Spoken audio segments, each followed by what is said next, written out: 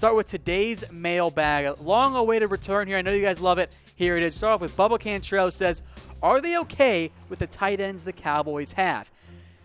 I don't really agree with it, but the Cowboys seem to think so. They seem maybe content or satisfied or just beholden to the fact that this is what it's going to be. Jeff Swain, Blake Jarwin, Dalton Schultz, Rico, and David Wells. Those are your 5 guys. Now, David might be a practice squad guy. 3 guys are going to make the roster, maybe a 4th in Rico. They seem to like that group. I'm not as convinced, but that's where the Cowboys are currently leaning. Kelvin Bay Cornelius says, are there any free agent tight ends or maybe people who could be cut? We'll hold off on the potential cuts, maybe a guy like Max Williams down the road, but look, you can see here by the free agent list, it's just not a good crop of free agents out there. Julius Thomas is not the same guy he once was. Antonio Gates is kind of a charters or bust player at this point.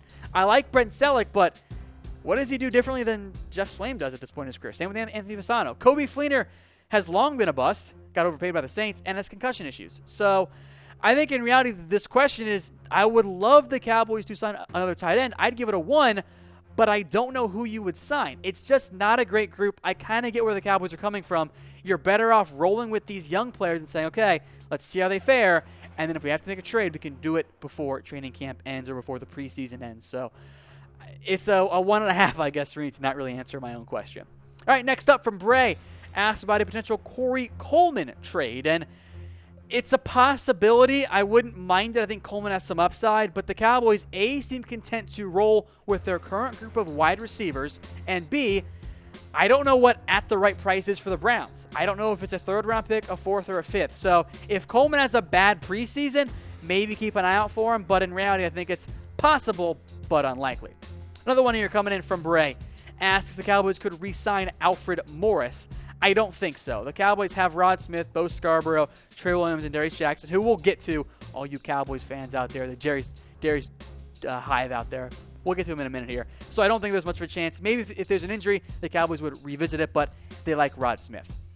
Once again, folks, all these comments coming today, at least the ones from YouTube, are from our new Cowboys Report YouTube channel. Subscribe today, trying to get to 2,000 followers. Already past that 1,000 follower mark. Next up is 2,000 subscribers. So go to chatsports.com/CowboysTV. It'll take you right in the subscribe page. We appreciate everyone who's already done so. On to some more Cowboys questions here. Ethan says, if Gregory comes back, how much will we see him in the preseason, and what string do you think he'll play? Well, if he does return, I do think he will, you're going to see a lot of Randy Gregory in the preseason because he needs snaps. Like, yes, you've got Coney Ealy. Yes, you've got Charlton and Armstrong and Crawford and Dayton Jones. But we'll take a look at this depth chart here in terms of snaps.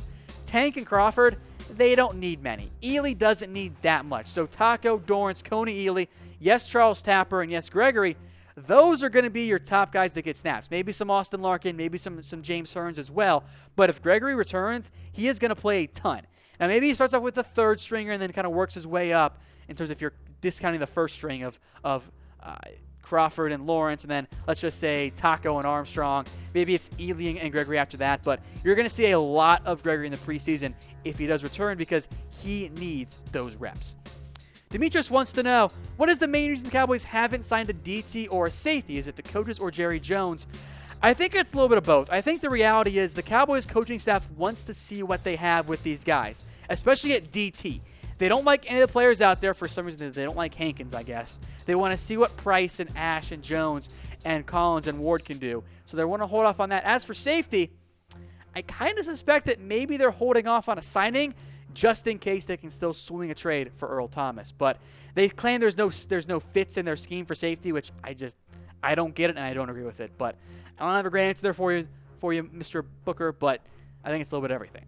All right, Ultra Micro Budget, says he'll be the most improved player in the secondary. Take your pick. There are a whole bunch of guys out there. It's a very young group of players. You can pick Byron Jones, Cheeto, Jordan Lewis. If you want to go most improved, not breakout player, maybe that's Kevon Frazier. Maybe Jeff Heath is that guy. Maybe it's Xavier Woods. There's almost no wrong answer in that secondary. Get your comments in here. My personal one actually goes to our next question from Michael Caldwell, who had a bunch of good comments this week. Says, is this Byron Jones' last chance in Dallas? I don't think so. Two main reasons. One, Byron is the prototype cornerback for a Chris Richard secondary. I have been pounding the table since the middle of last year to move Byron to cornerback. The Cowboys have finally done that, and they picked up his option for the 2019 season. Now, that can be revoked, but I think it shows the Cowboys want to give Byron a chance to be, if not a number 1 corner, at least a number 2 guy. So I don't think it's his last chance, but if he struggles, then the Cowboys might not give him another one. We'll get back to some more mailbag questions here, including some on Earl Thomas. But first, a quick word from our sponsor, The Guild.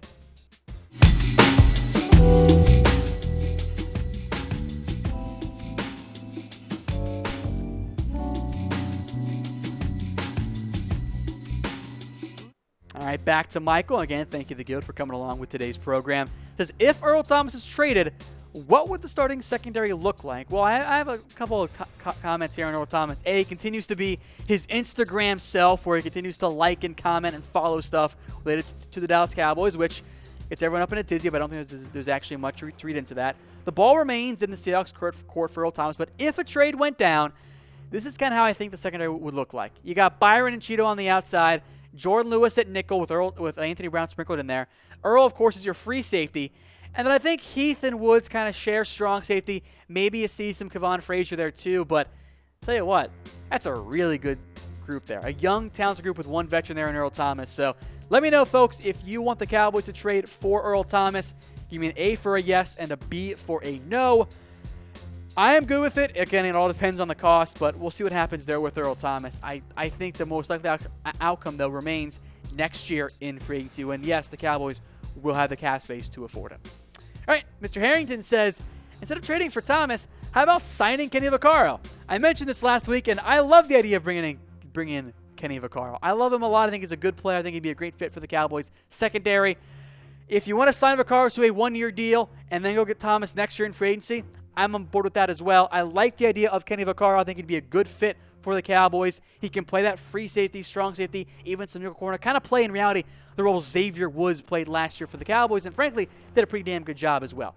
So let me know if you think the Cowboys should sign Vaccaro. Give me a 1 for a yes and a 2 for a no. Back to Michael again. Asked, are there any veterans on the team that you suspect is their last year? As for how it affects the other 10 starters, I think they're fine. They know that people come in and out of the roster each year. Some notable guys in the last year of their contracts: DeMarcus Lawrence, David Irving, and 3 players on offense: Tavon, Cole, and Deontay. I do think this is David Irving's last year in particular. I just don't think he's going to come back. I think he's done. I think the Cowboys will maximize his last 12 games, and they'll say, you know what, David, best of luck in the future. Especially if he has a good year, the Cowboys are not going to pay him a lot of money. There are some guys, though, that are in there that could be cut after this year. Now, those are guys last year, their deals. Next up here on this list is some guys that could be cut after the year ends. Tyrone Crawford is one such player.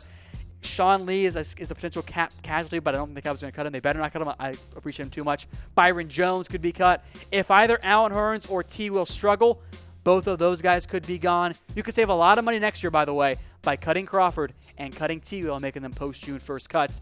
Cowboys have a lot of cap space next year. They can free up even more by cutting some of those guys right there. All right, Michael Caldwell again says, why does Garrett emphasize culture yet have the same problems every offseason? The reality is this is kind of true across the board in the NFL. Players have issues with suspensions and drugs and DUIs and all kinds of stuff. So you can preach the culture and try and get the bubble guys to stay focused. I think for the most part, Garrett has done a good job of that. But when you got 75, 90 guys, depending on what point of the year you're at, those guys are going to get in trouble. So it's not ideal. I'm not excusing it by any means, but it's not just a Cowboys issue. It's more of an NFL issue. So Garrett keep emphasizing that, but yeah, it does look bad when his players keep getting in trouble.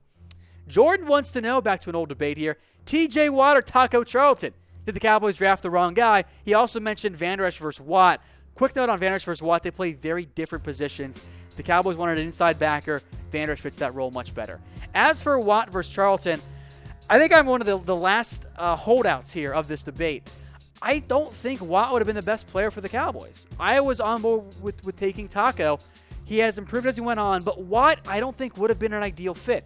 I think he is a 3-4 outside linebacker. He did well in Pittsburgh because that's the role he's playing. You put him as a defensive end for the Cowboys scheme, I don't think he's as successful. So, of course, we'll have to wait and see more here, but I get why people wanted TJ Watt. I remain that I think Taco was the right pick. He needs more time to develop, and let's come back in 2 or 3 years and see how Taco's faring, even though I do think Watt is going to be a good backer for the Steelers. But I just don't think he would have reached the same heights in his first year in Dallas as he did in Pittsburgh.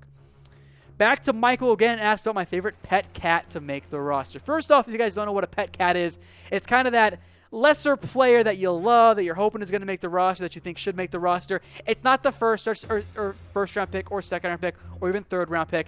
It's kind of later round guys, some undrafted free agents that you like and you think could play a bigger role if given the chance. So I got 5 guys here before we get to actual training camp. I like Cedrick Wilson a lot. I would like him to make the roster over Deontay Thompson if he's as good as I think he can be. You got Dayton Jones on there. I've always liked him. I think he can be a good defensive tackle for the Cowboys as well. Noah Brown, I like at receiver. Then 2 secondary guys to watch out for.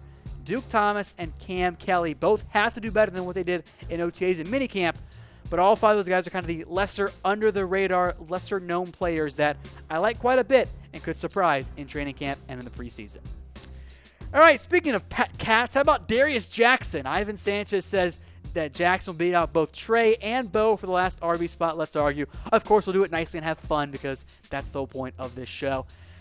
I like Darius Jackson. To get that out of the way. But we've overhyped him very quickly here. A 6th-round pick in 2016. Hasn't played an NFL snap. Has never done it. He was hurt all last year. Didn't play for the Cowboys or the Browns in 2016. So I like Jackson. I think he'll compete for the number 3 role. But frankly, I think he's behind, of course, Zeke and Rod. I think he's behind Bo and Trey Williams. I almost put Trey, by the way, as a pet cat. I'll tell you the story. When Jackson first got signed, his first touch with the Cowboys in practice, he ran the wrong way. I don't know if it was a Dak issue or a Darius Jackson issue, but it was probably a Jackson issue. So I hope that Jackson can be what I think he can be. I'll give him a 2 for right now. I think he's behind Williams and Scarborough. With that said, yes, he has a chance to make the roster. I just don't think he's going to make it right now. One final question here from Sloan. Says, who do you think will have the bigger impact this year, Sewell or Gallup? First off, they're both going to make good impacts. I like this question a lot. We'll start with Sewell here. All right, I think Jeff Kavanaugh of 105.3 The Fan is the Michael Gallup hype train leader, but I have already called dibs on the Connor Williams hype train leader. I love him. I had a second-round grade on him. I had him above Leighton Vander Esch on my board. I love Williams. I thought he was the best tackle in the class. Put him at guard and take him in round 2. Absolute steal. The Cowboys will hand Williams the starting job at left guard this year. And although his impact won't be as obvious as, say, a receiver, Williams will make the bigger impact for the Cowboys. That doesn't mean that Gallup won't make an impact. I think he's going to beat out T-Will by the end of the year as the Cowboys' number 2 outside wide receiver. So Hearns and Beasley and Gallup are going to be some of your top options at wide receiver. Gallup looked really good at OTAs and minicamp. I like a lot of what he brings. He'll make an impact, but to answer the question, I think that Connor Williams will have the bigger impact for the Cowboys this year. So I'm typing in an A. Let me know in the comment section what you guys are doing there with an A or B. There's no wrong answer, but I'm going to lead toward Connor Williams in this case. All right, folks, I'm Tom Downey. If you want your Cowboys questions answered, send them to me on Twitter at WhatGoingDowney. Don't wait for the entire week for the mailbag. Just send them to me on Twitter. I'll be sure to respond. If you missed anything, don't worry. We're going to play it again here, and until then, we'll see you next time.